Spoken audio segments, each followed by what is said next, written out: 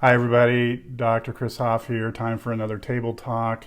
And today's talk is titled Defund the Police. First, defund your policing. Yep, I'm talking about all of ours inner fascist in the tradition of Michel Foucault and Gilles Deleuze. So, this talk is on the growing contemporary phenomenon of the evaluation and policing of our own lives and each other's lives. This talk was prompted by the recent decision in Texas limiting women's access to abortions. That was bad enough, but embedded in that disastrous decision is another case of the continuing trend of establishing private enforcement laws that allow private citizens to suppress the rights of their neighbors, classmates, and colleagues. This law lets anyone bring a lawsuit against medical practitioners who violate the ban and provides cash bounties of at least $10,000 plus legal fees and costs to encourage such litigation. Vigilante state for sure. All of this is bad enough, but it isn't a new phenomena. It could be argued that this is a new marker in the evolving power relation where traditional modes of power are breaking down in such a way that we're all now being recruited into sinister ways to police each other. Let me explain. Michel Foucault was a historian of power relations.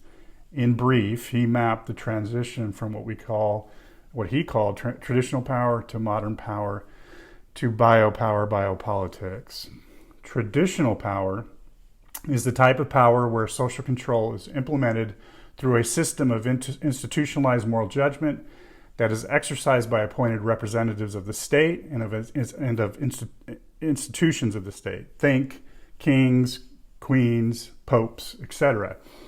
This sort of power instills in people the aspiration to achieve moral worth. You could either be characterized as good or bad in the eyes of power. This is a top-down power that people find themselves subject to. Because of the breakdown of sovereign and religious power over time, like where we find ourselves today, rapidly diminishing church attendance, a rapidly growing distrust in government and its agents, traditional power gave way to modern power. Modern power is the type of power that establishes social control through a system of normalizing judgment that is exercised by people in the evaluation of their own lives and each other's lives. So rather than a king, a pope, or a president dictating what is good and right, the constructed norms of contemporary culture determine if you should be granted normative worth.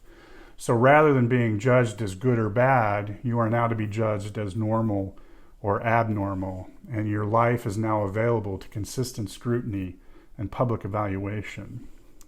So you're probably thinking, what's the problem? Let's just throw out these sorts of power relations. Let's eradicate all power relations. Well, the tricky thing is that this sort of attitude leads us into the waters of neoliberalism. I'm sure you've heard that word a lot lately.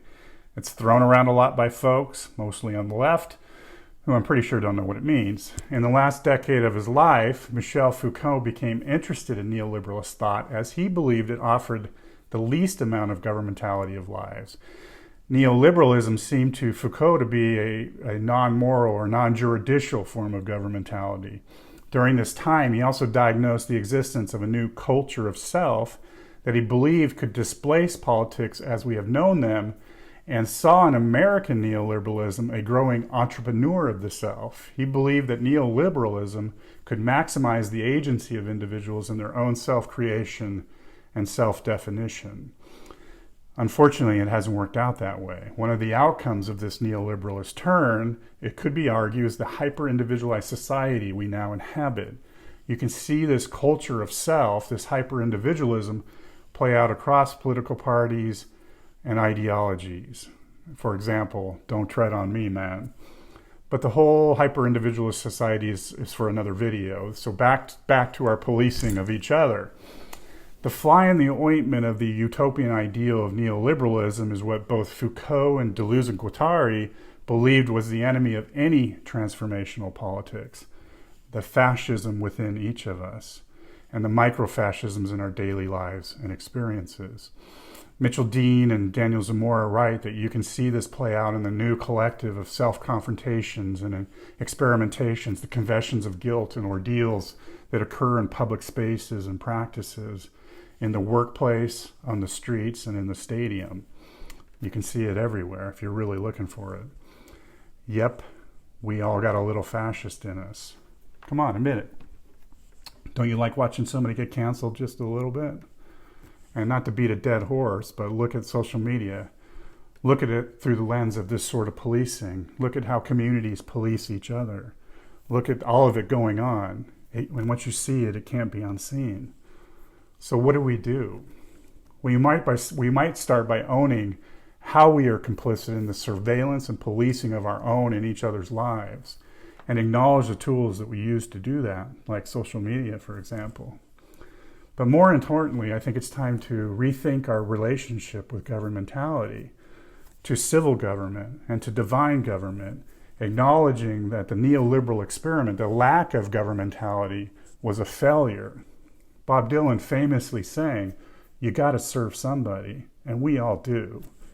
So rather than "don't tread on me," the alternative could be, "Yeah, you can tread on me, and this is why." Foucault's work made visible the problem of government, and the spirit of his work offers us several questions that can guide us away from the situation we find ourselves in today. The questions we can ask ourselves in this moment include, how might one govern oneself? How are we to be governed? By whom should we accept to be governed? And probably most importantly, how can I be the best governor possible? And for the record, a vigilante isn't the best possible way to be a governor. Thanks for watching. I hope this was helpful. Please share with all your friends, and hope to see you again soon. Peace.